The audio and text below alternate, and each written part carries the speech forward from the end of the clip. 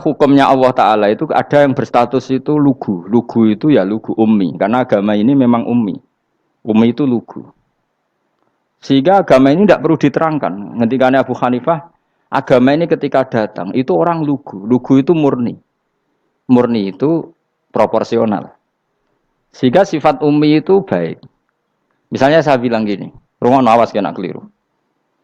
Kalau kamu sholat itu batal kalau makan. Itu ukurannya satu upo apa satu piring?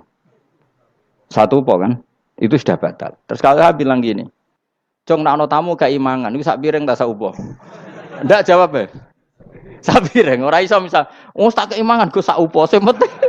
Nah, lalu Anda ditanya gini, lalu definisi makan itu apa?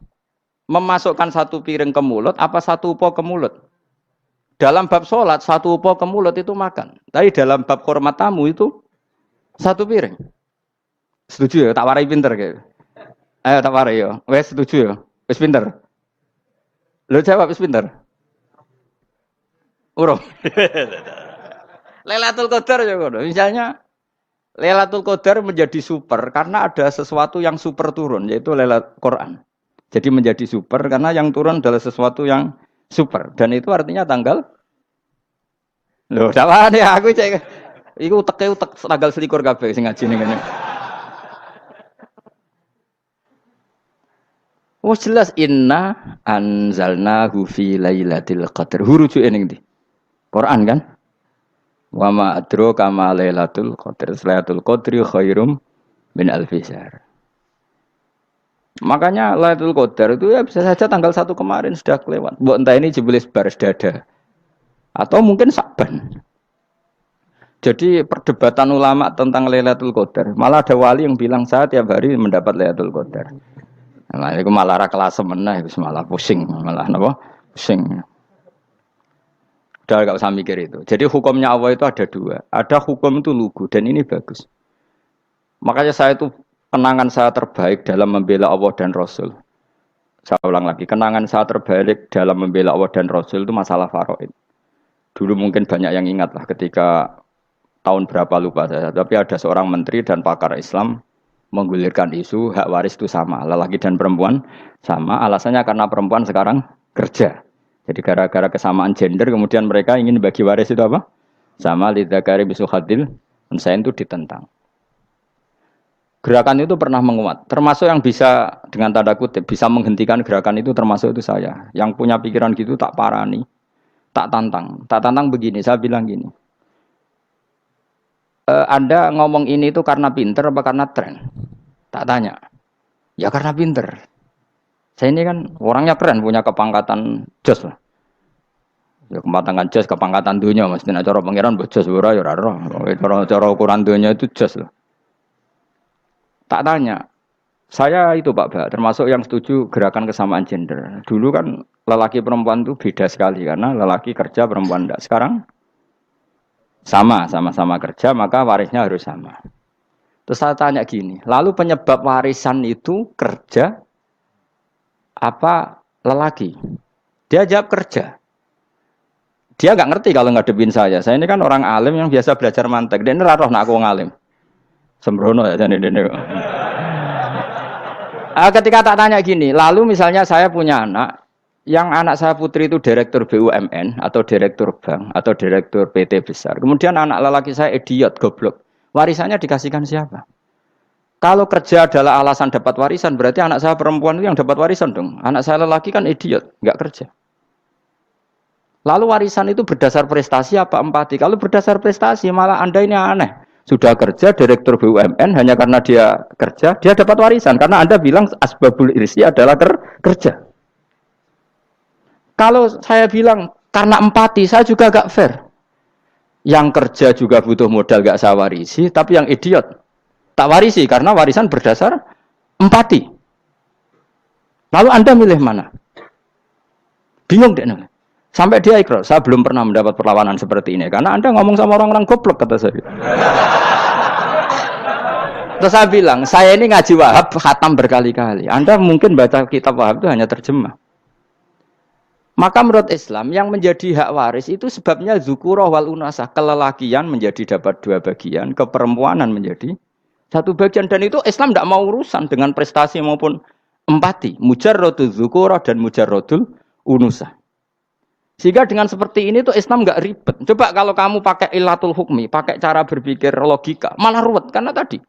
Kalau kesamaan gender itu karena perempuan kerja, lalu misalnya yang lelaki idiot misalnya atau pengangguran, warisan kamu kasihkan siapa? Kalau kerja itu menjadi alasan hukum, kamu kasihkan yang perempuan kan?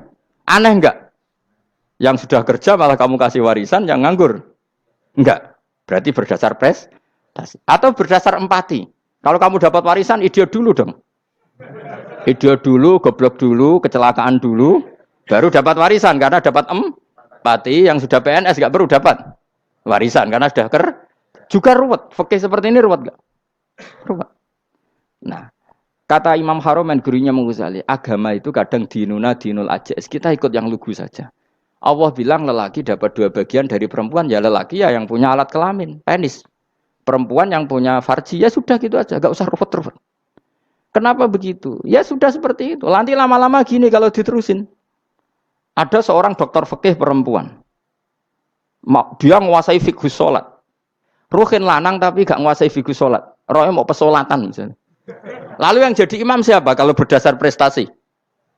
Perempuan dong, karena dia doktoral fikus sholat. Dia menguasai aneh-anehnya sholat. Horo ibu masaili sholat dia menguasai. Sementara Rukin takoi sholat itu apa Rukin? Pokoknya ini gugus ngadeg terus lugu. Terus ngadeg malih. Apa? Ada ngulang. Nak salam ngalerin. Dia tahunya hanya itu dok. Lalu kalau nuruti imam sholat adalah yang terpandai dalam fikus sholat. Tentu yang imami perempuan. Tapi agama ini tidak seperti itu. Pokoknya wong lanang imami. Wong beda. Jadi makanya kata Imam Haromen, dinuna dinul ajais. Sampai Said Muhammad itu sering ngutip beliau gini kan, Allahumma imanan ka imanil ajais. Ya Allah, semoga iman saya menerima konsep engkau itu ka imanil ajais. Imannya wong wedok-wedok sing lugu. Ajus itu perempuan lugu yang sudah sepuh. Jadi misalnya ngukur anak seneng ya anak kono gedang goreng, ngekei duwe, ya lugu saja. Itu bagus. Daripada kamu pakai argumentasi, karena argumentasi ini sebetulnya kelihatan cerdas, tapi ada kebodohan masif. Karena tadi, kalau hak waris kita otak-atik dengan prestasi, maka yang pro empati akan protes. Paham ya? Masa yang sudah kerja dikasih banyak, yang idiot enggak? Tapi kalau berdasar empati juga aneh. Masa dapat warisan harus goblok dulu, harus kecelakaan dulu. Maka Rasulullah pernah ngendikan ketika ditanya, lalu warisan untuk siapa ya Rasulullah? Nabi jawabnya lucu. Fali aula rojulin dakarin. Jadi Nabi sempat ngendikan kata rojul. Kemudian direvisi dakarin. Fali aula rojulin dakarin. Semua ulama ngendikan dakarin di sini adalah badal. Nabi ngendikan rojulin. Kemudian Nabi ingat kalau rojul itu identik dengan lelaki dewasa. Apa? Kemudian Nabi mengulang lagi dakarin. Tidak harus dewasa, yang penting lelaki. Jadi meskipun baru lahir, kalau dalam keadaan baru lahir namanya apa? Kan dakarin kan? Belum bisa dikatakan rojul. Paham ya? Nabi ngulang 2 kali. Fali aula rojulin dakarin. Ini penting saya utarakan supaya clear. Jadi agama itu gak usah diotak-atik. Ya itu tadi misalnya imam sholat itu lelaki. Ya sudah lelaki. Lelaki itu apa? Yang punya alat kelamin lelaki. Jangan dibalik ini. Yang dikatakan lelaki itu orang kuat. Sehingga meskipun perempuan kalau kuat. Misalnya perempuan anggota poluan. Lelakinya cemen, idiot, maka imamnya perempuan gitu. Karena makna lelaki adalah kuat. Ini keruwetan. Jadi agama itu tidak seperti itu. Nah sekarang kembali ke pilihan. Yang dikatakan pilihan itu orang hebat. Apa yang dipilih? Apa berdasar definisi? Apa berdasar kehendak yang milih? Loh kok mulai do pinter? Tumben do pinter. Alam raya ini milik Allah. Dan semua di alam raya ini milik Allah. Maka dipilih tidak dipilih itu terserah yang punya apa terserah kita. Apa terserah kriteria, apa terserah definisi. Dalam konteks kita sebagai objek diambil, tentu terserah yang punya. Kemudian Allah bilang, orang-orang itu saya pilih. Nah kalau milihnya Allah berdasar kepunyaan, tentu Allah boleh dong memilih orang yang sebetulnya berstatus dolim.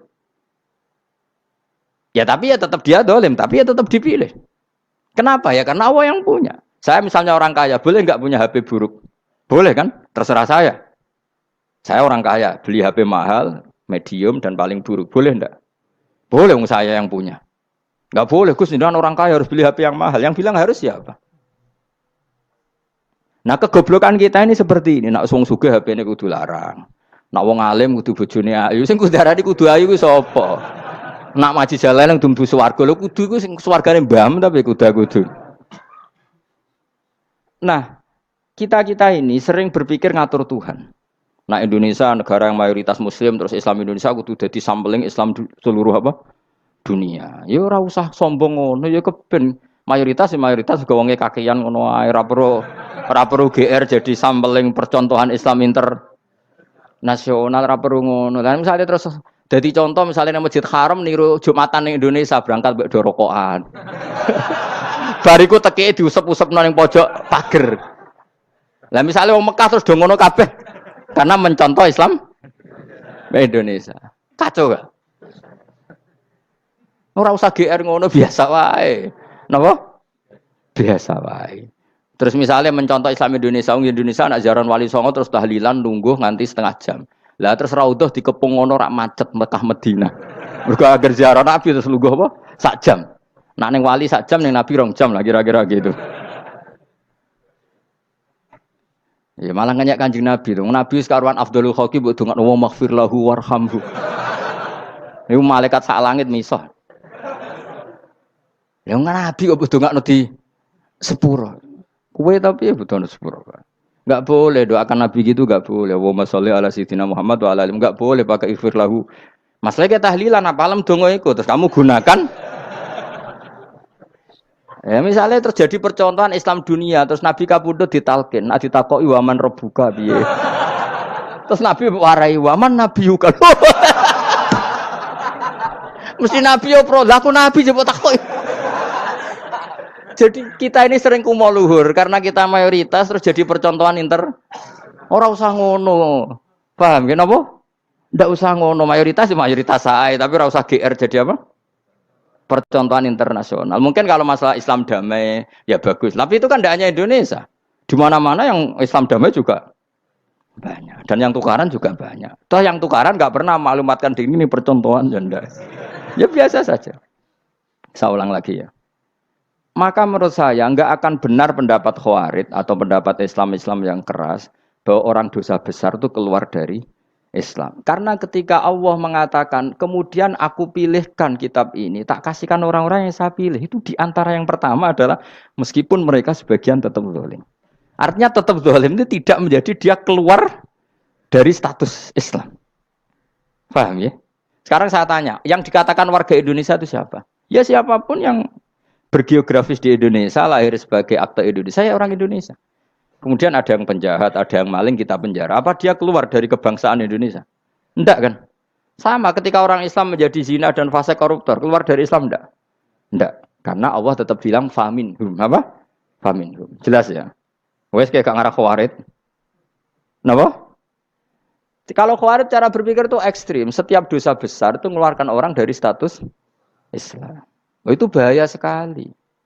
Karena nanti kalau itu iya, kita akan kehilangan banyak orang nopo Islam.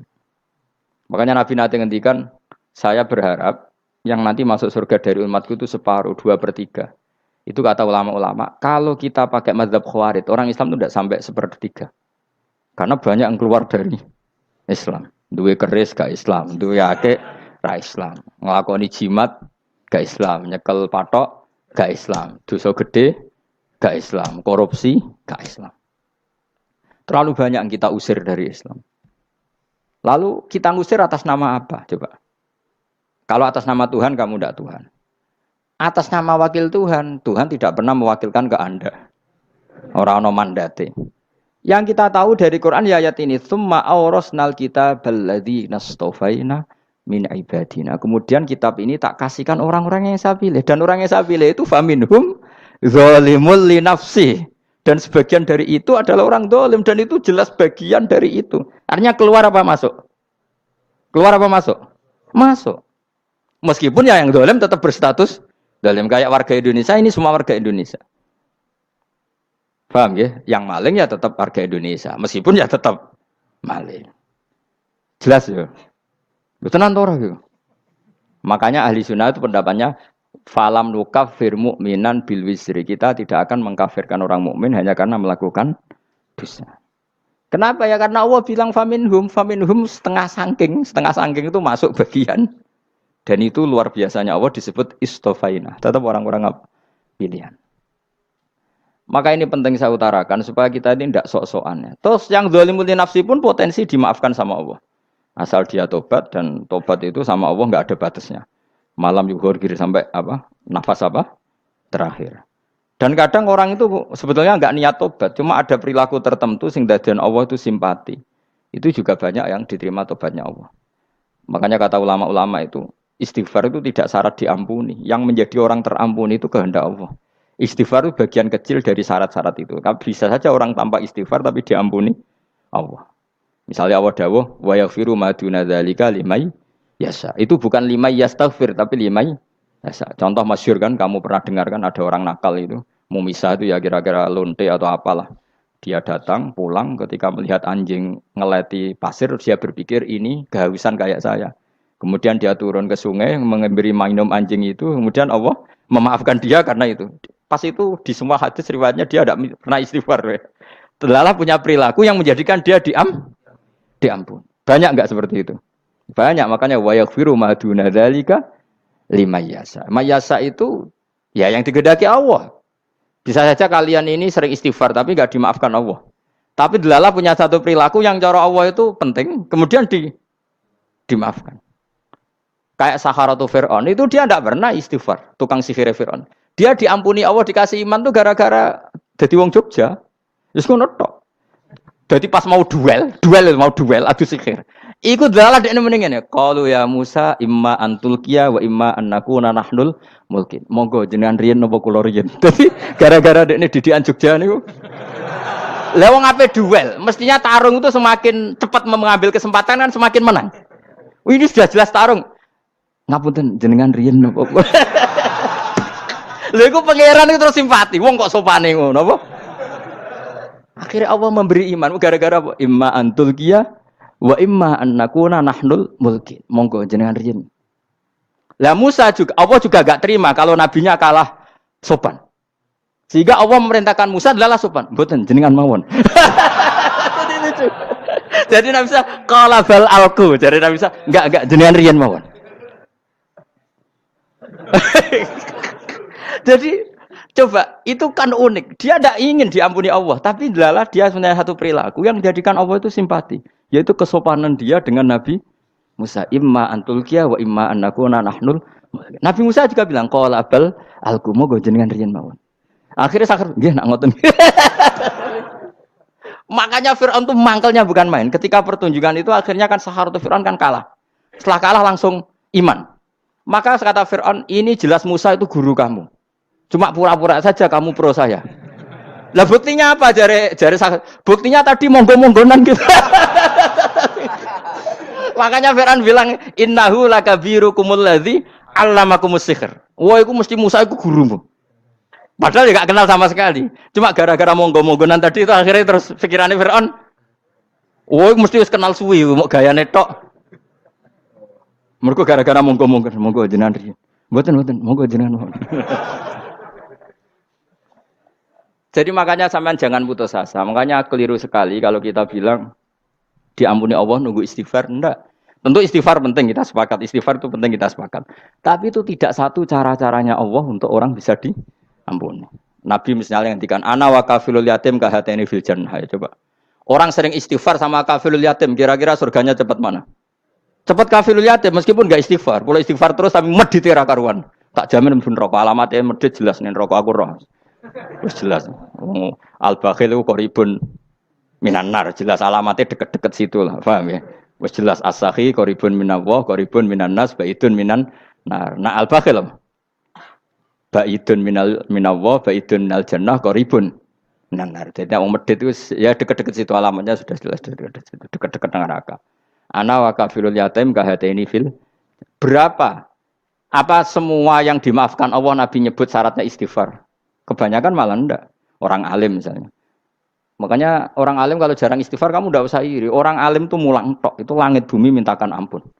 Wa innal alima lastaghfiru lahu man fis samawati wa man fil ard hattal khitan fil bahr. Orang alim itu otomatis dimintakan maaf oleh langit dan bumi sampai iwak ning laut. Mulane jendur aku Gus Bak jarang istighfar. Aku sing istighfar akeh sembrono. Langit bumi no. Mulane kula nu jarang istighfar bukan karena saya sombong, memanfaatkan istighfar mereka, no? Dan saya yakin itu lebih mandi timbang istighfar saya. Ngon koman fis samawati nglebokno Jibril, Mikail, orang-orang keren, no? Makhluk-makhluk no? Keren. Saya baru cari hadis yang wa innal muta'allim sing ijek belajar tapi belum ketemu. Nanti kalau ketemu tak kasih tahu apa? Karena hadisnya yang saya baca masih wa innal alim apa? Orang alim jadi agak ketat. Nah, nanti kalau sudah ketemu wa innal muta'allima. Wah, nanti dicari. Tapi pasti palsu kalau ada itu. Karena semua tagnya itu apa? Alim. Atau ya kamu alim dibanding yang di bawahnya. Ya semoga itu masuk apa? Jadi dibanding orang Papua kan wis alim. Saya ulang lagi, ya, ini penting sekali. Jadi latihlah jangan punya gerakan takfiri orang lain dianggap kafir, orang lain dianggap kafir karena Allah tidak pernah mengusir hambanya. Meskipun apapun salah najiyah, kata Allah tetap faminhum. Apa? Faminhum. Hum itu rujuknya ke yang depan. Jadi termasuk orang-orang yang saya pilih adalah faminhum zalimul li nafsi. Tetap dia di arena itu. Nisbatnya Islam ya tetap di area Islam itu. Meskipun yang ya kayak warga Indonesia coba. Warga Indonesia itu siapa? Yang terlahir di Indonesia dan berKTP berkartu keluarga Indonesia sudah. Nanti tentu yang bajingan tetap bajingan, yang koruptor tetap koruptor. Tapi menjadi warga Indonesia terus keluar dari warga Indonesia. Tetap warga Indonesia. Kira-kira seperti itulah analoginya. Tetap istofaina, tapi tetap berstatus faminhum dalim. Tapi rujuknya kan tetap faminhum ikut setengah saking alladinas tofaina. Mulane ngaji sing tenanan. Kowe ora usah anut khawarit. Khawarit itu apa ngamukan. Sidik-sidik wong liya salah itu apa-apaan. Loh saya juga mangkel be wong dolim. Semua orang soleh mangkel be wong dolim. Tapi ya dihukum saja. Misalnya dalam Islam ada kisos, ada ada hadul qadzaf, hadus sariko. Ya hukuman ya hukuman saja. Tapi hukuman itu tidak bisa menghilangkan status. Ya sama seperti manusia tetap manusia. Meskipun apapun dia ya manusia. Ya tadi misalnya manusia itu siapa? Ya manusia itu ya manusia. Terus kamu bikin orang yang standar ideal manusia adalah yang berperilaku baik, yang enggak pernah salah. Kemudian kalau Zaid itu maling berarti tidak manusia. Terus barangnya apa? Ketek. Tidak bisa, makanya kembali lagi dinul aja. Kamu bikin definisi manusia itu tidak usah seangkuh itu. Manusia seperti ini manusia ya sudah, maling ya manusia, orang soleh ya manusia, orang sedengan ya manusia. Lelaki itu apa? Yang punya alat kelamin penis itu lelaki titik sudah. Sehingga nanti warisannya ya dia lelaki. Sholatnya dia bergaya. Kamu tidak usah bilang gini, lelaki adalah yang cakap memimpin, yang maco, yang kuat. Jika kalau tidak seperti itu namanya perempuan. Terus kamu membolehkan yang seperti ini jadi makmumnya perempuan. Imamnya perempuan sing maco. Kacau enggak kalau agama nuruti logika-logika itu? Enggak, jawab aja. Kacau. Lalu lucunya sekarang banyak kecerdasan yang mengarah ke sana. Makanya agama ini jadi kacau. Karena sudah ada dinul ajais. Agama ini agama ummi. Ya agama ini agama ummi. Kata Allah, huwaladzi ba'atsa fil ummiyin. Ummiyin itu lugu. Lugu itu polos. Jadi kalau orang polos misalnya gini. Ini apa? Kira-kira kalau jawab orang polos ini. Jam. Bagus kan jawab jam. Jam untuk apa? Penunjuk waktu. Ya sudah seperti itu. Tapi kalau orang engkek. Ini itu apa jam? Itu barang murahan. Bulat kan oleh jawab. Ono numpak mobil carry itu apa? Itu black melaku. Yang mobil itu Alphard. Jadi kacau. Enggak boleh agama dibawa ke sana. Apa? Agama di sana dibawa ke sana. Nah itu madzhabnya ahli sunnah apa? Wal jamaah. Ketika Rasulullah ngendikan la yu'minu ahadukum hatta yuhibba li akhi, ora kok diarti ini ora iman. Jika yang menyala itu tidak iman, tidak seperti itu cara mengartikan ahli sunnah wal jamaah. Karena status itu tidak pernah hilang. Yang hilang hanya kesempurnaannya. Paham ya? Kesempurnaan kita jadi manusia hilang karena kita maling, karena jadi koruptor. Tapi tetap kita manusia. Kesempurnaan kita sebagai orang mukmin hilang kalau kita fasik. Tapi kita tetap mukmin. Paham ya? Makanya setiap hadis gitu kata ahli sunnah la yu'minu imanan kamilan. Wis dong ya? Dong. Ya terus alhamdulillah subhanallah. Ya doa alim semalam rolikur. Malam Lailatul. Aku kadang yang melok goblok aduh. Saya itu sering dididik sama bapak saya, sekumpul wong akeh ya kudu melok goblok guys. Makanya bapak itu kalau ada orang pidato, bapak kan juga enggak suka pidato juga, tapi ya kerso kadang-kadang, saya pun kadang-kadang kerso. Asal sing utus pernah guru, pernah sepuh kadang ngersana. Bapak nak bahas pengajian diomongin balik dari Bapak, malah bingung. Ini ngomong apa wae. Coba kita dengan PD-nya bilang Lailatul Qadar itu 21 sampai berapa? 29. Lailatul Qadar. Warna itu malam Lailatul Qadar. Lalu Lailatul Qadar keren tuh karena apa coba? Karena nuzulul Quran. Lalu nuzulul Quran tanggal 17. Lalu Lailatul Qadar tanggal berapa? Oh, ada nih. Alhamdulillah. Tapi ini jangan jadi keiskalan yang masif itu sudah difitnah. Coro Gus Bak, ya ora coro Gus Bak, coro Quran ngawur gitu. Sembrono. Memang aku tidak pendapat tentang Quran, ya ndak ayatnya seperti itu. Maka yang benar, Lailatul Qadar itu kata ulama-ulama dulu, orang yang beramal soleh, ya itu sudah anggap saja dapat Lailatul Qadar. Ora usah ndelok esuk-esuk ndelok srengenge blerengen ta ora. Nek ora blerengen berarti untuk Lailatul Qadar. Jan mendung kan blereng piye. Terus bengi angite sayup-sayup. Anggere dini hari ya sayup-sayup blok aneh-aneh wae. Lah nek pikir sego ora, berarti wong laut gak tarah untuk Lailatul Qadar. Mergo segoro kidul langine bianter. Lah nek ning Dieng ya mesti sayup. Mau angin tok gunung wis kesel tadi tok sayup-sayup. Gawe ukuran ojo ngono, gawe ukuran ngono rak wong Dieng luwih ngrasa entuk Lailatul Qadar timbang wong segoro kidul. Segoro kidul angine apa? Buanter. Padahal alamate piye? Sayup-sayup. Aneh-aneh. Maksudnya alamat ngono iku ora ngono, maksudnya ayat iku Kanjeng Nabi mbadhawuh ngono maksudnya ora ngono. Wes dong ya. Ayo Lailatul Qadar tanggal.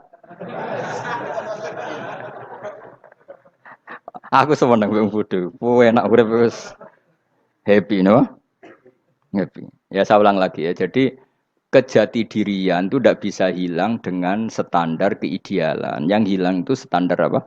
Keidealan. Misalnya kita maling, ya eman lah sebagai orang mukmin kok maling. Warga Indonesia kok kriminal tuh eman, tapi dia tetap orang Indonesia. Orang Islam tetap Islam meskipun dia fasik. Sebab itu Allah ngendikan faminhum zalimul linafsi. Sebagian dari orang yang saya pilih dia adalah orang dolim. Ya dolim saja. Kamu jangan kamu katakan kafir ya dolim saja. Dolim kira-kira maknanya kurang ajar, kacau, kriminal. Tapi kan tetap dia orang Indonesia. Paham ya? Ya tetap dia orang Islam. Tapi Islam yang dolim. Ya seperti saya sering cerita. Saya pernah ketemu orang alim melaku di Tuban. Iku pilih tanggamu. Wong Islam kok do kumat. Umat Islam kok do mabuk. Ya tentu oknum ya. Tapi jadi orang alim tadi, itu orang umat Islam. Islam sing kumat. Jadi orang Islam itu hanya dua, umat Islam sama Islam yang kumat. Jadi kalau pas fasik ya Islam kumat.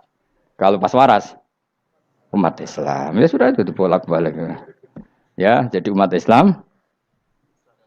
Jadi kalau di Jogja atau di Jakarta ada orang mabuk, itu berarti Islam sang kumat. Kalau pas ngaji umat Islam. Tapi kadang orang yang sama ya kadang umat Islam, kadang Islam yang kumat. Ya sudah seperti itu. Dan nanti pas diambil Allah ya tetap statusnya dua tadi. Umat Islam dan Islam yang kumat. Jadi jelas ya. Jadi jelas sekali makanya orang Khawarij itu kata Rasulullah syarrul khalqi wal khaliqa. Ela-ela makhluk itu orang Khawarij. Karena dia menghilangkan status kejati dirian. Itu bahaya bagi kelangsungan negara. Negara maupun agama. Jadi misalnya kalau orang, nyuwun sewu misalnya ada orang kriminal di Indonesia. Terus dianggap gak warga Indonesia. Terus mau dibuang kemana? Coba. Sama kalau semua orang Islam yang salah dianggap kafir. Terus lalu mau kamu buang kemana? Padahal dengan kamu katakan kafir. Artinya dia sudah tidak wajib sholat. Orang kafir tidak wajib sholat, tidak wajib puasa. Apa tidak lebih ngeri? Karena dia tidak berkewajiban melakukan ibadah-ibadah Islam. Berarti Anda lebih ridho dunia ini rusak. Ya misalnya Zaid karena megang patok kuburan atau melakukan dosa besar kamu katakan kafir. Setelah kafir dia wajib sholat enggak? Tidak kan? Wajib puasa enggak? Berarti kan malah jura-jura. Karena mendorong orang keluar dari ring permainan kesalehan. Tapi kalau kita katakan Islam, kemudian kita bina. Kan ini jadinya aset. Dengan kamu katakan Islam artinya menjadi aset kan? Bandingkan kalau kamu katakan keluar. Paham ya? Makanya Nabi ngendikan umatku itu apa? Khawarij. Karena ini bahaya. Bahaya. Negara juga gitu. Andai kan kita berpikir ekstrim, yang melanggar negara tidak warga Indonesia. Yang demo tidak warga Indonesia. Sing beda pendapat dengan pemerintah enggak warga Indonesia, negara ini habis. Kehilangan 50% warga Indonesia. Ya biasa saja, yang salah ya salah, tapi tetap warga Indonesia. Kalau secara aturan hukum harus dihukum ya dihukum. Asal objektif, asal adil. Kayak misalnya santri saya, yang santrinya Gus Bak itu siapa? Ya pokoknya sing ngaji. Kamu nggak usah pakai definisi ideal, sing ngaji, sing paham, sing ora ngantuk, sing pinter. Yo ngiyai dul kok. Mana. Jadi nek sing bener piye? Sing santri Gus Bak piye? Ya sing ngaji. Lah sing piye? Ya pokoke anggere sing teko ngowah-ngowah ya wis melok mlebu. Ora paham yo ngaji, paham yo ngaji. Wong didelok kolange itu pokoke anggere sing teko ngono. Malaikat yo ora niteni sitok-sitok iki paham ta ora iki. Wong malaikat itu ono sing drengki disalahno pangeran, kita jamin. Tapi bukan malaikat elit sing didrengki ora malaikat elit, malaikat awam napa? Masyhur itu kan. Innalillahi ta'ala malaikatan sayakhina fil ardi yabtahuna khilaqal dzikr. Terus Allah punya sekian malaikat yang tukang mencari-cari tempat dzikir. Khilaqul dzikri itu tempat-tempat halal haram, tempat-tempat ngaji. Kalau orang toreko ya tempat wiridan oleh maknanya. Tapi kalau orang fikih maknanya tempat diajarkannya halal dan haram. Terus setelah ketemu orang ngaji terus kata para malaikat sing apian, halumu ila buhyatikum. Ini tempat kamu, ini orang ngaji. Kemudian ada malaikat yang agak hasud, tapi entah gimana hasudnya. Pokoknya bilang gini, itu ada orang yang datang ke situ tidak niat ngaji, nyari temannya. Kebetulan temannya itu ngaji. Maka ya Allah itu jangan masukkan kategori yang ngaji. Karena dia nyari situ, nyari temannya. Kebetulan temannya itu ngaji. Tapi apa kata Allah? Hum alqaumu la yasqa bihim jalisuhum. Wes ngono lah, asal melok gabung tak sepuro kata Allah. Hum alqaumu la yasqa bihim jalisuhum. Mereka adalah kaum asal ikut duduk saja, ikut nimbrung duduk saja dengan niat yang macam-macam, tetap tak ampuni kata Allah. Tidak penting kan niat ngaji ku hiburan, alternatif, dibanding ngomong sumpah ngadepi bojo. Wes gak penting kabeh. Pokoke anggere melok nimbrung sah. Enak loh? Nah, ya alhamdulillah. Sauni-unimu. Jadi agama itu tadi, pokoknya jangan kulino merubah kesestatusan. Makanya itu hebatnya ahli sunnah napa wal jamaah. Setiap ada hadis la imana liman la ahdalah. Tidak ada iman bagi orang yang enggak nepati janji. Semua ahli sunnah nafsiri gimana? Tidak ada iman sempurna, tapi dia tetap mukmin, cuma tidak sempurna. Tidak dihilangkan status mukminnya. Masa orang Indonesia kalau maling enggak orang Indonesia? Lalu kamu buat kemana dia? Ya tetap dia orang Indonesia, meskipun tidak ideal sebagai warga Indonesia, tapi tetap orang Indonesia. Jelas ya. Jadi summa awrasnal kitabal ladzina istofaina min ibadina. Terus orang yang istofaina itu berstatus faminhum zalimul linafsi. Tapi tetap istofaina, tetap orang-orang apa? Pilihan. Karena kita alhamdulillah apapun fase kita dipilih Allah menjadi orang Islam. Alhamdulillah alladzi hadana li hadza ma kunna linahtadiya laula an hadana Allah. Dan kita alhamdulillah dengan segala kekurangan kita tetap dipilih Allah menjadi muslim. Ora terima muslim pembawa jalalain, enggak keren ta Mas. Jas napa? Jas. Muslim pecinta Lailatul Qadar. Meskipun salah tanggal lah. Aku yo gumun mbek wong. Gak tau mikir ngono to kan. Iya, soalnya aku lah ya yakin Lailatul Qadar tanggal 21. Karena suara mayoritas suara Tuhan. Kula ya melok goblok kan. Kula nek anggar malam 21 ya wiridanku tak tambah. Meskipun aku ya rada eskal tapi Gusti niku suarane tiyang kathah ngederek mawon. Oh, inna anzalnahu fi lailatul qadar. Quran itu tak turunkan pada malam. Jadi normalnya Lailatul Qadar itu berbarengan dengan malam. Tapi wis rasa mbok imani biasa wae. Mari fitnah, mari apa? Nah biasa. Yang jelas Lailatul Qadar itu bisa kapan saja. Nah ulama dulu bilang ya bisa kapan saja. Cuma kata ulama-ulama bisa saja diturunkan di tanggal itu. Ya bisa itu karena memang nuzulul Quran itu kan tidak semuanya di tanggal 17 sebetulnya. Jadi di mana-mana itu ada simbol-simbol yang dipakai. Istilahnya tanggal 17 itu simbol memang kebetulan ada yang tanggal 17. Tapi kita tahu kan yang turun di Haji Wada juga banyak. Coba Haji Wada tanggal berapa? 9 Arafah. Bulan apa? Dzulhijjah. Dan banyak ayat turun Isra Mi'raj misalnya. Ayat Isra Mi'raj turun bulan apa? Rejab kan? Ibu yang ngaji dora khatam kecangkeman. Jadi Quran itu tidak hanya turun di Ramadan. Ya biasa saja. Makanya kayak saya itu kan biasa ngaji Quran ya setiap saat anggap Lailatul Qadar. Cuma kita ya ikut umumnya orang Lailatul Qadar itu tanggal 21, 23. Aku lah senang malaikat sing bagian panitia itu ben jelas fokus di tanggal itu. Tapi kamu jangan pernah berpikir menafikan hari-hari lain bagi ulama tertentu, bagi wali-wali tertentu. Mereka ngalami Lailatul Qadar kullailah. Banyak wali yang bilang, saya ngalami Lailatul Qadar kullailah. Maksudnya, karena kullailah zaman Nabi itu pernah dituruni Quran. Dan semua itu artinya Lailatul Qadar. Tapi tentu ada simbol. Kayak kemerdekaan Indonesia itu dimulai tanggal berapa? 17 Agustus. Sebetulnya ya enggak. Ketika Jepang kalah itu ya sudah merdeka. Dan daerah tertentu sudah lama dulu merdeka kayak Aceh. Karena dia tidak merasakan dijajah Belanda. Daerah tertentu ada setelah diproklamasikan tetap berjibaku dengan penjajah. Banyak enggak ketika diumumkan kemerdekaan masih yang berjibaku ngelawan penjajah?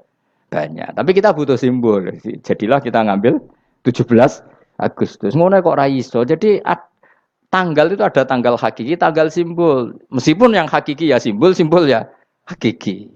Dong ya? Alhamdulillah. Ayo kok do pinter aku yo. Maksudnya ben kulino mikir, ben urip itu gak glonyar-glonyor ora jelas. Wah, halus pokoke goblokku barokah nang ngedel kula. Karena saya itu kenapa kok tahu goblok barokah itu gini ya. Satu supaya saya tidak takabur ya. Saya akan kecelok wong alim ben takabur. Dua yen wong goblok ya ono pinter ya, Mas. Kaya wong iku lho, kaya wong naik apa jenenge? Naik jambean 17 Agustus apa? Apa? Cara ngene. Panjat Pinang. Itu kan nilainya hanya berapa yang di atas? Kira kalau di sini berapa nilainya? Kalau diuangkan. 1 juta ada. 1 juta. Bagi penonton tuh kan gini. Cek goblok ya demi duit 1 juta gelepotan kayak gitu kan gini. Wong barang angel kok dilakoni. Goblok banget kan gitu jare sing ra melok. Tapi ya delok aku seneng. Tapi kon melok ora gelem. Lah duit 1 juta ya tak rewangi gitu. Orang goblok ya gitu. Dadi wong alim ku angel. Wis ngerti nak angel, maka ora usah melok barang angel kan gitu. Berarti pinter gak wong goblok ku? Tak warai ya. Dadi wong alim iku angel. Maka saya menghindari barang angel. Menghindari barang angel itu satu kepintaran. Berarti orang bodoh adalah pintar. Tawarai. Jelas ya? Jelas ya? Alhamdulillah. Makanya kula nu kadang kok pinter kuwe mbak aku. Karena kamu tahu ngalim iku angel. Menghindari barang sukar itu pinter. Berarti wong bodoh iku pinter. Tapi pinter dalam kebodohan. Harus respect. Mbak wong bodoh iku napa? Respect. Dia tahu ngapal Quran angel, ngapal hadis angel, maca jalalan angel. Suatu yang angel harus dihindari. Menghindari barang angel adalah kepintaran. Wes ngono ae. Dadi kadang-kadang lho GR, Gus Bab aku pinter aku. Kok iso? Dia tahu barang sulit kok dikejar. Itu kan satu kebodohan. Wes sak uni-unimu ngono dadi. Ben kowe syukur dadi bodoh yang syukur karena ternyata punya sisi kepintaran juga. Dalam kebodohan kita ada sisi apa? Kepintaran. Mun kula terusno. Allah itu siapa? Alladzi ahallana darul muqamati min fadlih. Allah dirupani dat ahalla kang manggono sapa ladina ing kita daral muqamati ing omah kang dadi hunian ailika mati rumah sing dadi hunian min fadli krana mu anugrahe Allah. Nggih kula nyontokno bolak-balik nggih.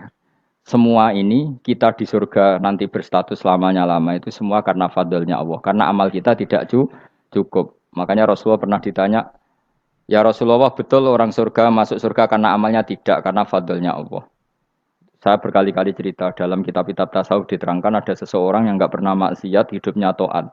Kemudian ditanya sama Allah, "Kamu masuk surga karena apa?" "Saya karena enggak pernah maksiat, taat terus." Kata Allah, "Ya sudah kamu di sini aja 80 tahun."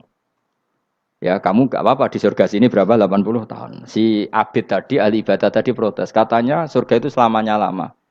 Iya, kata kamu kan karena amal kamu. Amal kamu di dunia kan hanya 80 tahun. Umur kamu kan hanya 80 tahun, ya berarti surga kamu 80 tahun dong, karena kamu menganggap surga karena amal kamu. Fair kan? Amal 80 tahun surganya.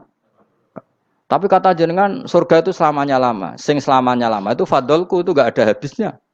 Kalau amal kamu ada habisnya. Terus kata orang tadi, "Nggih pun Gusti kula mbusga fadhole jalan." Gak aku kecewa jare.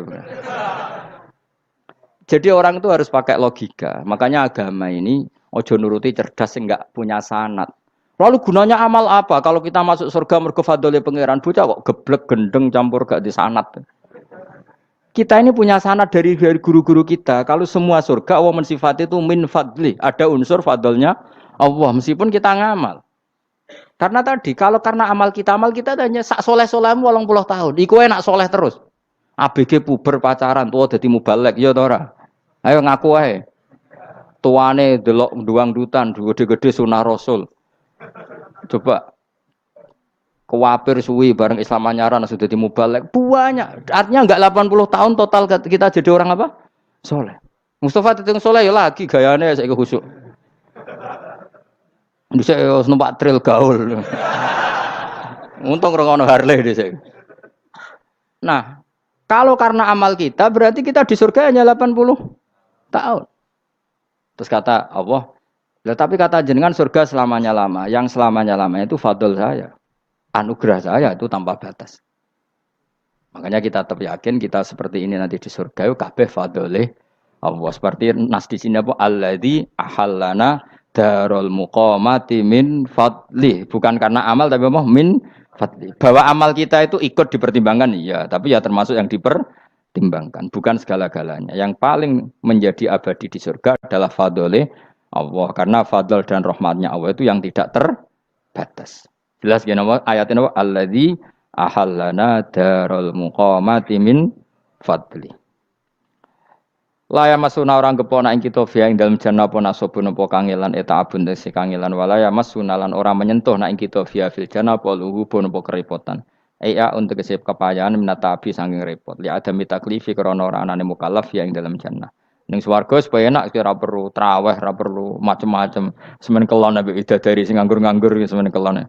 Nak sing soleh-soleh papan atas sowan pangeran wis sesuai kelas masing-masing napa? Sesuai apa? Kelas masing-masing. Nah sing kuapok melarat menawa numpak ampat ngalor gitu tuwabrakno bariku njaluk meneh tuwabrakno meneh. Saking dendame ning donya ora alpat ra iso numpak. Dadi numpak kan ya cemplungno jurang, paham ya. Bariku njaluk apa? Anyar meneh. Bojo ngono sing wayu bawa gentine, buak gentine. Saking dendame di bojo elek ning donya. Serapopo gak masalah ini swarga aman apa? Wa dzikrusani uta nyebut sing kedua atabi'i kang anut lil awali maring sing awal li tasri karo nyeplosno binafsi lan nafekno lugu. Maksudnya nasab manane repot, lugu yo manane repot kok diatafno berarti bener-bener ning akhirat itu yo ora ono repot, ora ono kangelan. Waladina uta wong akeh kafaru kang kafir sapa ladina, iku lahum tetep kedhe ladina naru jahannam mauten neraka jahannam. Orang-orang kafir itu pasti masuk neraka. La yuqta. Maksudnya kafir dengan definisi yang mati alal kufri. Kalau masih di dunia kamu tidak bisa menvonis si A si B pasti kafir karena finalnya adalah di husnul khotimah atau suul khotimah. Maka status sekarang. Kita dikatakan mukmin ya sekarang, yang sedang kafir ya sedang kafir. Bisa saja yang sedang fasik nanti mati soleh, yang sedang soleh nanti mati fasik. Makanya kita enggak berhenti doa apa ya muqallibal qulub tsabbit qalbi ala dinik karena kita tidak pernah tahu. Makanya status kafir ya wamatu wahum kufar. Sebagian ayat apa wamatu wahum kufar, status yang permanen adalah dalam keadaan mati, dia dalam keadaan kafir. Tapi kalau masih di dunia gini nggak jelas.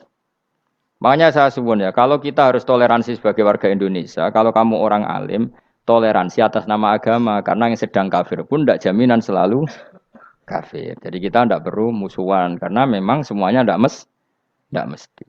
Ya itu kalau atas nama nopo agama. Kalau atas nama negara ya memang kita berkawan atas nama sama-sama bangsa nopo Indonesia. Kalau atas nama agama ya memang nggak mesti juga. Bisa saja mereka husnul khotimah. Kita tidak pernah tahu. Makanya Allah terbilang wa qulu linnasi siapa husna dengan siapapun yang baik. Lah soal nak diperangi kita perang ra kudu wong kafir. Lah kowe dibaca wong Islam ya males. Lah ke meneng ae disembelih. Wah. Ya soal itu kan bab sial, bab mempertahankan apa di diri. Itu tidak harus dengan orang apa? Kafir. Misalnya ada penjahat mau membunuh istri kamu, kamu tentu dibolehkan Islam melawan.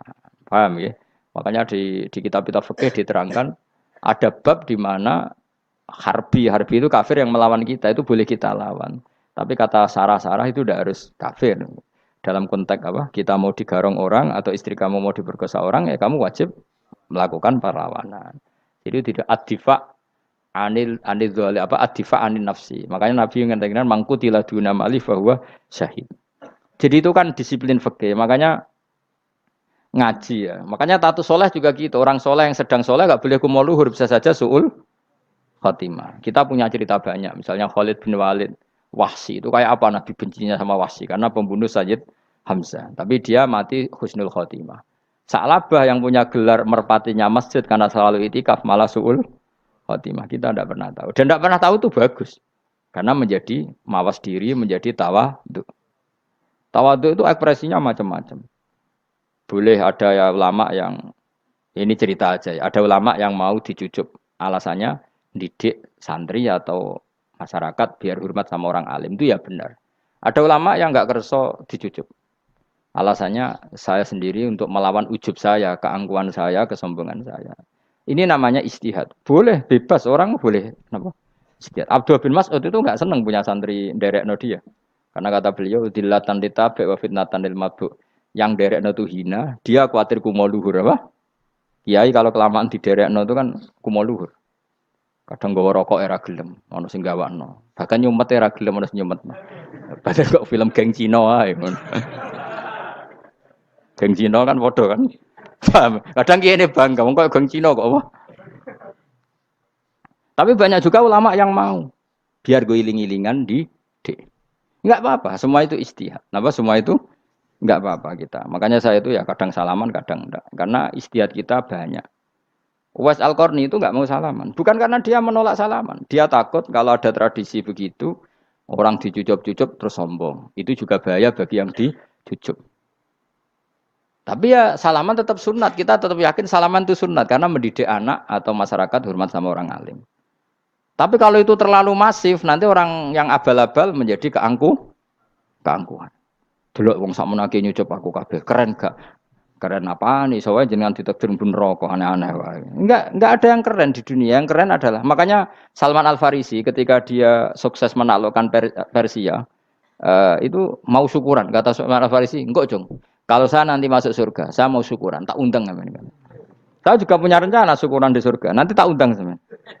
Dan enak kan nggak usah biaya undang, pesta besar-besaran. Enak seneng dugem-dugem ini kono ora ono maksiat. Sekono gawa babonmu, widadarimu gawa. Piro kan widadari ora? 70. Piro, Mas? Oke rencana piro, Mas? Piro? Rukun 70, Mas. Nanti tak undang. Saya punya rencana, pokoknya sekali masuk surga syukuran besar-besar. Kayak tak undang ra ono berarti ini neraka.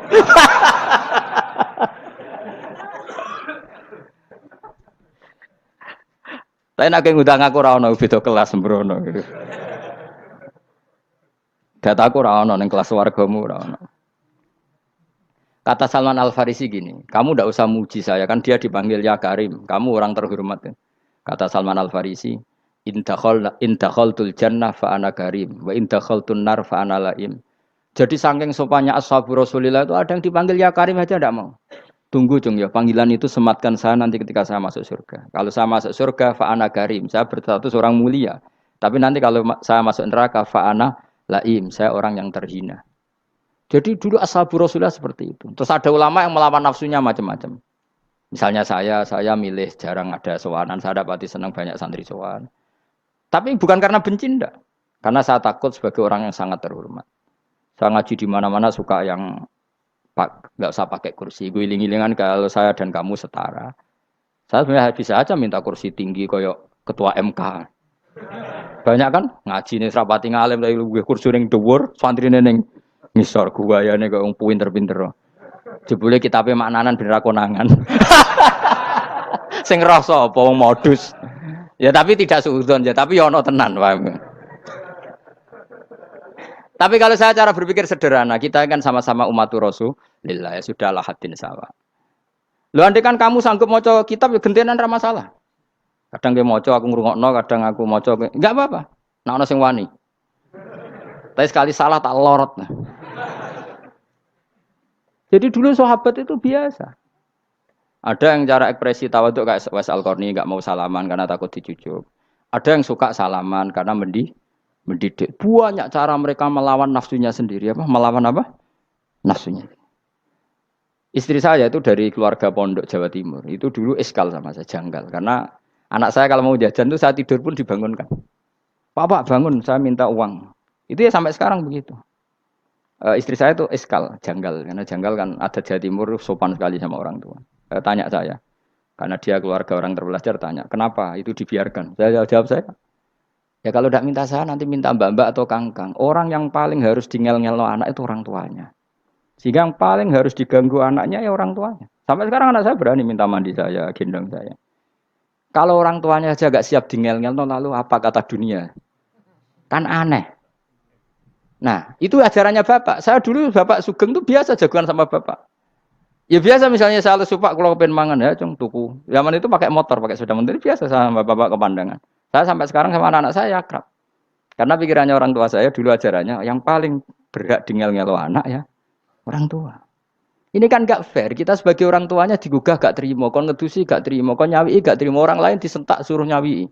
Dan orang lain itu pembantu hanya karena kamu gaji. Kamu gaji seberapa? Hubungan anak dengan pembantu itu kan karena uang. Kamu ingin berbasis hubungan hanya karena itu goblok sekali. Hanya istri saya nerima. Jadi ini bukan berarti saya bikin konsep begitu ya. Ini cerita saja. Banyak guru-guru kita termasuk orang tua saya kalau ngajarkan gitu. Tapi ya tentu ada orang yang ngajarkan anak oleh gugah wong tuane pas turu. Ya kalau pas turu ada alternatif ibunya nggak apa-apa. Kalau nggak ada ibunya juga nggak ada. Terus alternatifnya orang lain kan buruk sekali. Kalau alternatifnya orang apa? Lain. Tapi orang tua kita kadang kesuwen oleh didik adab berlebihan sampai anti ilmu. Ya itu tadi didik adab tapi anti. Ojo gugah wong tuamu, wong turu ojo digugah. Akhirnya nyon sewu minta tonggo, pernah bulik bude yang kadang nyon sewu mereka sendiri susah kan, nggak punya uang kan terjadi kacau. Demi adab tapi menghilangkan ilmu. Tidak boleh. Nomor satu itu ilmu baru adab. Coba orang paling berat dingel-ngelo anak harusnya siapa coba? Orang tua. Jadi mestinya pas ke turu digugah ya santai wae. Ini sudah tepat. Nah kecuali ngelama, artinya ngelama itu sudah jajan minta lagi lah itu kan ada ukurannya, tentu ada apa? Ukurannya. Tapi kalau fi awali marroh jajan hari pertama di hari itu memang jajan pertama kan nggak dolim. Kecuali minta yang ketiga keempat lah itu baru mungkin salah. Akhirnya istri saya nerima konsep ala saya ya sekarang ya menerima. Sampai sekarang saya biasa misalnya habis ngajar dari Sarang atau ngajar dari Kudus, baru datang anak saya rewel minta jalan-jalan ya saya turutin. Karena menurut saya yang paling harus kangelan demi anak adalah orang tuanya, bukan orang lain. Padahal saya punya santri loh. Kalau mau keren-kerenan saya punya semuanya. Tapi itu kan gak hukumnya Allah. Keren itu kan hukumnya manusia. Di santri terus dia ini berhak ngongkon. Ini kan hukumnya manusia. Hukumnya Allah ya gak ada. Hukumnya Allah ya wong tua, be anak-anak be wong tua. Hukum liyane gaweane manusa, sing penting ku anfusakum wa ahlikum. Nah, ora ono santri kaum barang ora ono. Gaya-gayanane mubalek ini umat saya terus dihitungi, ku apa-apaanan. Enggak ada dalam Quran yang ada ku anfusakum wa ahlikum nar. Jadi yang penting hubungan orang tua anak. Nah, baru orang lain itu wa ila adin akhahum huda. Ya itu yang kedua ketiga. Tapi ilmu ini sudah banyak yang hilang, makanya banyak mubalek ngamuk anak. Bocah rasopan, aku nang jopo ning tinti wong wedi aku. Anakku dhewe rasopan. Lah bapak dhewe rasopan ya. Karena mendahulukan orang lain ngalahkan anak. Ketika anak rasopan dekne gremeng apa? Memangnya dia sopan cara hukumnya Allah dan Rasul. Ketika mendahulukan orang lain itu dalam status hukum Allah dan Rasul dia sudah tidak sopan. Ada dosen ngajar mahasiswanya dengan segala artikulasi terbaik, kemampuan bareng terang no anaknya sampai rasa-rasen. Ya gitulah baca sendiri di buku. Ya gitu. Karena di kampus dapat gaji, nampi anaknya rantuk gaji. Banyak orang mulang ngarepe wong akeh iso tenanan, mulang anaknya ra tenanan. Mergo nak mulang wong akeh diapresiasi, nak mulang anaknya kadang tinggal dolanan kadang. Itu tidak benar, tidak seperti itu Islam mengajarkan. Islam mengajarkan nomor satu ku anfusakum wa ahlikum, jaga diri kamu dan keluarga. Makanya Rasulullah itu ngajari sholat Hasan Husain diajarin sendiri cucunya, diajak ke masjid diajarin. Meskipun jadi beri hak-haknya sebagai seorang anak, numpakin Nabi ya dibiarkan, tapi diajari kebaikan diajarin sendiri. Sampai Sayyid Hasan umur 8 tahun sudah menjadi rawi hadis karena memang diajari sendiri oleh siapa Rasulullah Rasulullah. Kayak apa? Kalau sekarang enggak, kiai cilik anak di pasrano candalem terus enggak mau tahu. Juga sidik itu pasrano pembantu. Barang anaknya akhlaknya kayak pembantu ngamuk. Memangnya yang bikin itu siapa? Yang memulai siapa? Nah, hukum-hukum begini itu harus kita mulai tegakkan. Ya kayak dipanggil ya Karim. Kita termuliakan tuh sampai berapa? Banyak kan dulu orang mobil aja dibukakan, ya boleh kecekel KPK. Pas mulia, masya Allah, buka mobil ya tahu. Ngerti-ngerti cekel KPK. Kayak sama. Neng dunia disubah-subah sebenarnya rokok kan rugi, bener. Makanya saya ngikuti mazhab Salman Al Farisi. Saya sudah niat syukuran besar-besaran tak jamin, tak undang teman. Tapi daripada saman konangan nggak di situ, mendingan enggak ya. Karena kalau ada undangan nanti kelihatan siapa yang di dalam dan siapa yang di luar. Nggak usah ya, nggak usah. Nanti takutnya nggak ada di situ malah mari ngenes kulo. Kecuali nggak ada di situ, malaikat itu nggak ada Gus di kelas jenengan, tapi mungkin di bawah ada. Alhamdulillah kalau gitu mau beda apa? Kelas. Tapi nak sing sitok ning swarga sitok neraka innalillahi wa inna ilaihi raji'un. Tapi semoga malaikatnya hanya jawab gitu. Enggak ada Gus, kalau di kelas ini enggak ada. Mungkin di bawahnya ada. Tapi nanti pengurusnya enggak mau, pengurus surga itu. Enggak bisa ini kalau beda kelas harus pakai visa. Karena lintas apa? Negara. Ya jelas ya. Jadi kata Salman Al Farisi gimana? Jangan panggil saya ya Karim sekarang. Kalau nanti saya masuk surga, fa'ana Karim. Wa in dakhaltun nar fa'ana laim. Laim itu terhina. Nah kalau semua orang berpikir begitu kan semuanya tawaduk, semuanya tidak kumoluhur. Ya karena ya dunia ini nggak pernah jelas. Makanya Nabi yang Nabi saja berdoa apa ya muqallibal qulub, tsabbit qalbi ala dinik. Dat yang membolak-balikkan hati. Karena kayak apa kita mencintai Indonesia, mencintai masyarakat Indonesia. Tapi kayak apa kalau kamu sudah datang ke Singapura, rawang Singapura dinamis terus gerutu. Orang Indonesia itu pemalas, tidak kayak orang Singapura, dinamis maju. Tapi kalau urip di Singapura gak gelem. Tapi di Indonesia men gerutu, orang Indonesia tidak kayak orang Singapura. Cara aku nak ngomong ngono gak usah urip ning Indonesia, kalau urip ning Budi. Singapura. Islam Indonesia gak mutu kayak di Timur Tengah, jubahan semua gini-gini. Enggak ana wong goblok ora iso ngaji joban ya dekne ra trimo. Goblok joban. Angel ngadepi wong iku angel.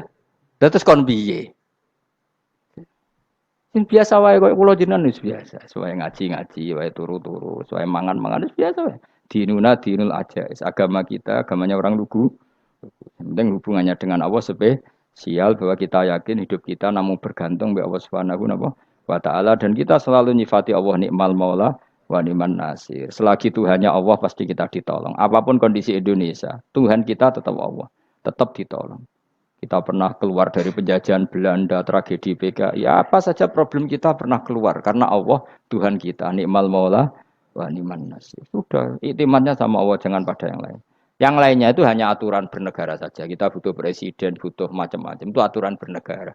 Tapi kesejahteraan kita tetap Allah nikmal maula. Karena kalau Allah yang nggak berkenan, Jawa dihilangkan les lewat ekuifaksi selesai. Atau meteor satu jatuh selesai. Makanya Allah selalu mensifati dirinya, saya yang memegang langit bumi, saya yang mengatur langit bumi. Beberapa benda langit nggak jatuh ke bumi karena saya, kata Allah.